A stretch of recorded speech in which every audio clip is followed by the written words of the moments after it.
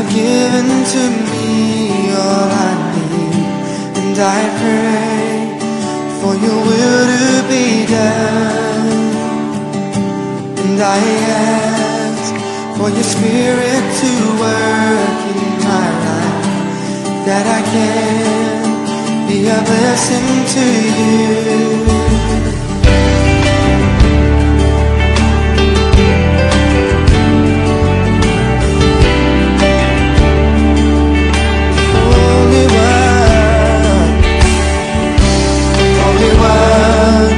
You're the light in my darkest day, showing me. Serve and to do His commandments, which I command thee this day, that the Lord thy God will set thee on high above all nations of the earth. Pansinin po natin. Tiniyak ng salita ng Diyos na ito ay mangyayari. So ano po yung tiniyak ng may katiyakan ng salita ng Diyos na ito'y mangyayari? God will set thee on high. Ikaw ay ilalagay ng Diyos sa mataas na kalagayan. Do you believe this? God will set you above. Glory! God will set thee on high above all nations of the earth. Pansinin po natin, ang Singapore ay isang bansang napakayaman. 4 million yata lamang ang kanilang population. Ang Israel ay maliit na bansa, pero sila po ay first world sapagkat napakaganda po ng kanilang economy. Ang South Korea po ay puro bulo bundok, kinatigang halos ang kanilang mga kabundukan, ngunit sila po ay napakayaman. Bakit po nangyari sa kanila yun? Dahil hindi nila namamalayan, tumutuon sila sa katotohanan, bagamat sila ay walang pananampalataya sa Diyos. Ang prinsipyo po ng langit, pag isinabuhay ng mga hindi mananampalataya, sila po ay napagpapala. So kaya kung papansinin po natin, yun pong prinsipyo ng langit, give and it shall be given back to you. So they give their talents, they invest their money, at ano po ang nangyayari? Sila po'y umuunlad. And what they are doing is, they are based on the principles of heaven. Give and it shall be given back to you.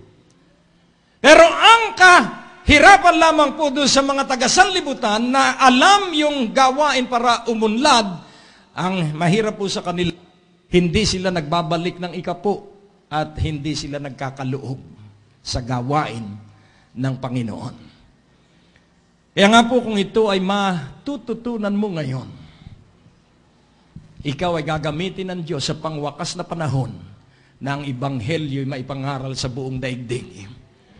Kaya nga po pansinin po natin ang Pilipinas ang huling bansa na gagamitin ng Diyos para maipangaral ang Ebanghelyo sa buong daigdig. Ang ibig sabihin, ang kaligtasan po ay walang bayad, pero ang dalhin ng kaligtasan mahal ang bayad. Tama po ba? Sapagkat ang kaligtasan, hindi mo na kailangan ng piso, hindi mo na kailangan ng 1,000. Basta tanggapin mo lamang si Yesu Kristo, ligtas na ang tao. Pero yung dalhin, yung mensahe ng kaligtasan, milyon-milyon ang halaga. Kaya nga po, kailangan ikaw at ako ay magkaroon ng tinatawag sa Ecclesiastes chapter 5, 18 and 19, the portion, the gift of the Lord for you. So what is your portion? To have food and drinks. What is your portion? To have riches and wealth. So that you may enjoy both. Kaya nga po, kailangan ikaw ay maunlad at masigla sa iyong pamumuhay. Sa iyong pag kumakain ka, kailangan ikaw ang pinakamaligayang tao kahit tuyo at kamatis lang ang iyong ulam. Hello? Sapagkat kung hindi ka maligaya sa iyong kinakain, yun po ay pagmamalaki sa harapan ng Diyos. Huwag kang kakain na parang ikaw ay pilit lang na kumain. Kaya marami po ang masasakitin dahil pilit na pilit silang sumubo. At may maririnig ka pang, kailangan kumain, mamamatay ko pag hindi kumain. Pero you have to enjoy the food. Amen po ba? Kaya nga po, unawain nating mabuti. the promise of God is sure. That He will let His mercy and goodness pursue you. Psalms 23:6, hahabulin ka ng kanyang awa at kabutihan. Gusto mo po nun, hinahabol ka? Kahit saan ka pumunta, kasunod mo ang awa at kabutihan ng Diyos. At ang sabi po ron, all the days of your life. Kaya nga po, iba naman ang ginagawa ng maraming tao. Inuuna muna nila yung inaakala nilang maganda. Ang mabuti po ay hindi inaakala, ito po'y tinitiyak. At ang mabuti po ay ang laging sundin ang ibig ng Diyos. Ang labanan ay sa Diyos, ngunit ang pakikipaglaban natin sa ating sarili ay gawain natin. Ang labanan outside of our body, ang Diyos ang makikipaglaban, ngunit ang labanan sa ating pag-uugali, tayo ang makikipaglaban. Ito po, pansinin po ninyo, pag ikay nagpasyan, maging maalab sa Diyos. Saka naman darating ang maraming text.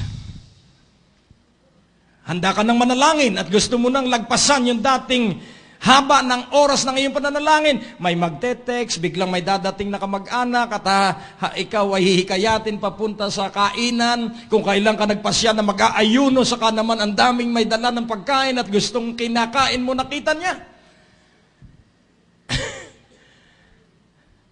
Nahamon ako nung isang kaibigan ko, sila'y mga Amerikano.